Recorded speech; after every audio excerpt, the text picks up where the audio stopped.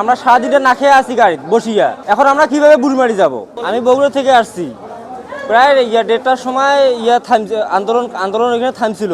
থামার পরে আবার হাতিবান্ধা আসিয়া এখন আর ট্রেন যাবে না। আমরা সারাদিনে না খেয়ে আসি গাড়ি বসিয়া। এখন আমরা কিভাবে বুড়িমারি যাব? আমাদের দাবি আমাদেরকে টাকা ঘুরিয়ে দেবে, নাহলে আমরা এই ট্রেনে করে বুড়িমারি যাব।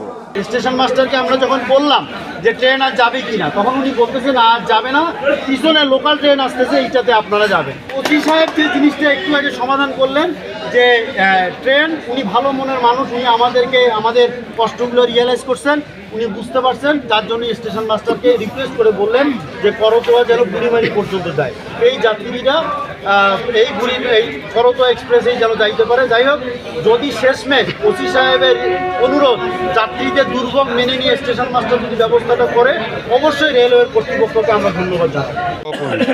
আপনি ওনাকে বলেছিলেন যে আপনার কাছে বক্তব্য নেওয়ার জন্য ফোন দিয়েছিল, আপনি বলেছিলেন যে এখানে একজন স্টেশনের সমন্বয়ের কাছে ফিরোজ নাম, তার কাছে বক্তব্য নিতে, কেন এই কথা বলেছিলেন ভাইয়া? ভাই এই বিষয়ে আমার কোনো বক্তব্য না আপনাদের কাছে রেকর্ড আছে তো, মাসুদ একটু রেকর্ডটা দাও, মোবাইলে দাও। ভাই আপনি বলতে পারতেন যে বিষয়টা সমাধান হয়েছে, কিন্তু আপনি এইভাবে আপনি ফোনে ভাই এইভাবে কেন বক্তব্য দিলেন ভাই? মানে সমন্বয়ক ভাই, এখানে কি স্টেশনের পাশে কি আপনাকে এপিএস রেখে দিয়েছিল নাকি? এখানে আপনাকে সরকার কি এপিএস রাখছে নাকি ভাই?